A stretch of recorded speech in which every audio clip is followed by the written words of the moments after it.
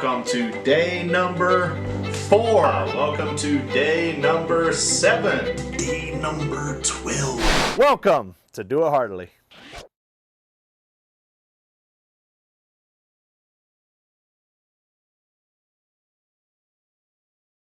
How else does this proverb come to us?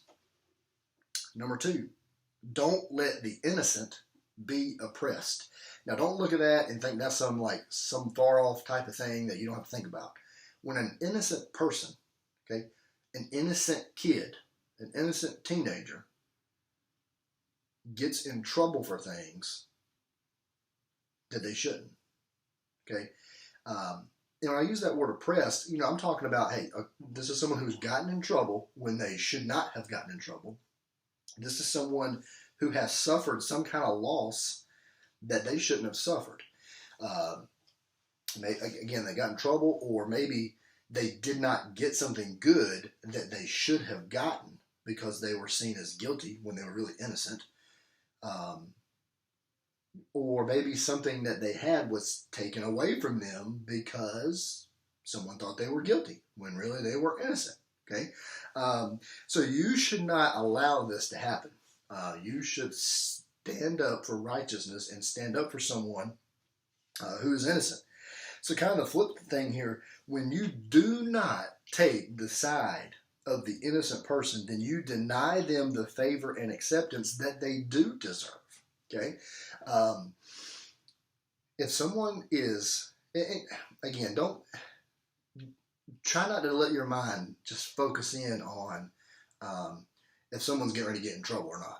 Okay, if someone is righteously just and innocent and something bad is happening to them that should not be happening, that is that person, they're not getting justice. And this is a very broad thing you can kind of think about. If you can stop that from happening, you should. Okay? Another example of this, which may kind of help you a little bit. When I was in middle school, I was sitting at the lunch table, and I don't know, there were probably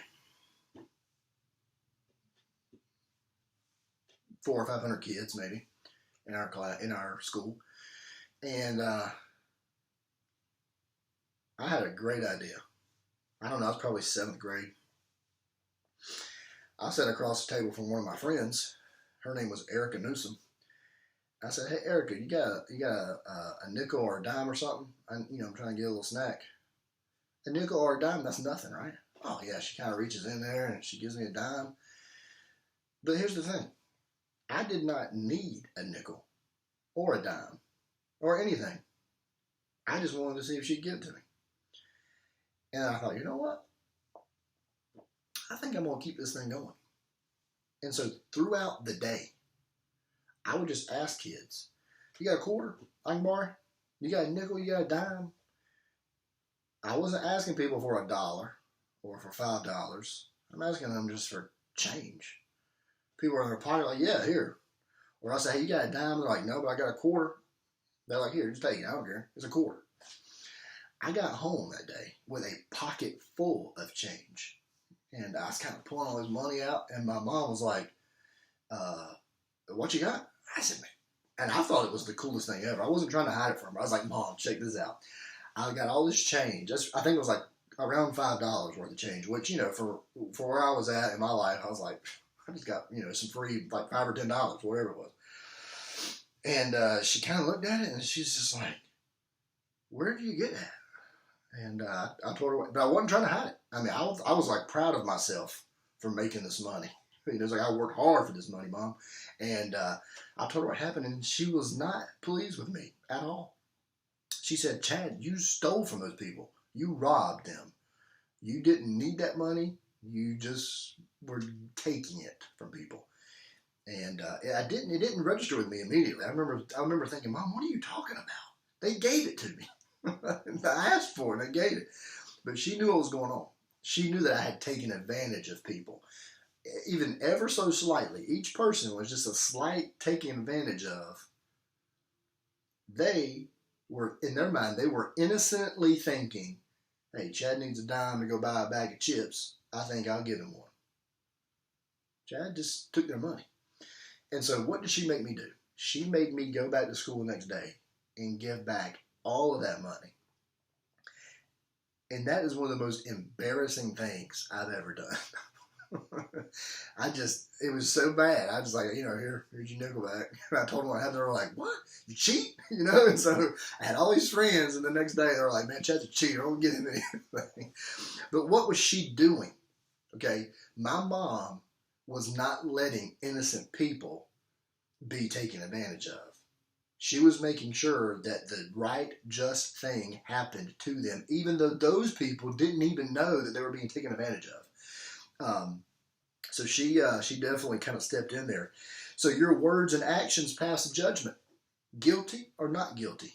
Are you a righteous judge? My mom looked at me and said, son, you are guilty. You need to make that right. And I got a sentence passed on me, I guess you could say. So, number one is don't cover up for guilty friends. I didn't harp on this a whole lot with you, but it is very easy to cover up for your friends, okay? Especially your good friends. I covered up for a nobody, all right, smoking at the wilds. But when you got good friends that you're really good and you're close to, you need to be very careful, okay? Hey, if my friend is stupid enough to do something wrong, then he can handle the consequences. And as a teenager, it's really hard to think that way. And as an adult, it's still hard to think that way. But hey, that's the truth. All right, this isn't where somebody slipped up and needs help. This is where they are guilty of something. And are you going to cover up for them? So that's number one. Number two was don't let the innocent be oppressed. Okay, don't turn the righteous person, don't turn the innocent person aside in judgment. All right, they need the justice that is due to them.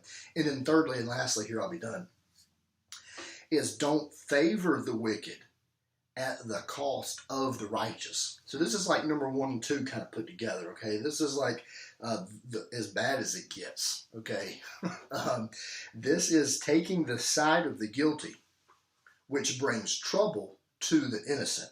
Okay, this is passing blame on somebody almost. This is really what's going on. Is where someone is guilty and you show favoritism to this person, and the punishment and consequence that they deserve is given to the righteous person. Okay, and so your words and actions, they pass a judgment. Guilty or not guilty. Are you going to be a righteous judge? And so, hey, I made some of those little mistakes in my life. And, I bet you've made them too, right? Because here's the thing, is that Proverbs gets into the nitty-gritty of your life. Things that don't really seem like a big deal compared to just like monstrosities that are out there. But the book of Proverbs, if you will think about it, what does it do? It can pinpoint little things in your life that you do that just, they're not right. Okay? Yeah, you're not murdering people. But what does this verse say? It says that is not good. And so you need to think about how you act. I need to think about how I act, how I talk. When I have an opportunity to pick a side, what side am I going to pick? And I try to use personal examples to show you that this is not something that's just some far off thing. This is something that we need to think about, and something that if we're not careful with, what'll happen? We'll pick the wrong side. We'll pick the side that's not good. And so hopefully you won't be too quick to dismiss this, and you'll think about it. Are there times where I cover up for people when I shouldn't? Are there times when I should stand up for someone when I don't? And are there times, hey, the idea of favoring the wicked over the innocent, our third thing, hey, what about picking on somebody? Okay, you want to please a group of people, a group of friends. You want to please them, so you pick on somebody else. What are you doing? You're favoring maybe a wicked, guilty crowd overtaken, and the innocent person is taking the blunt of that joke or that harassment or whatever. And so, there's all kind of little ways that this kind of, works its way into our life. And so to show partiality to the wicked is not good, nor to thrust aside the righteous in judgment. Hey, don't be a fool. Be a righteous judge.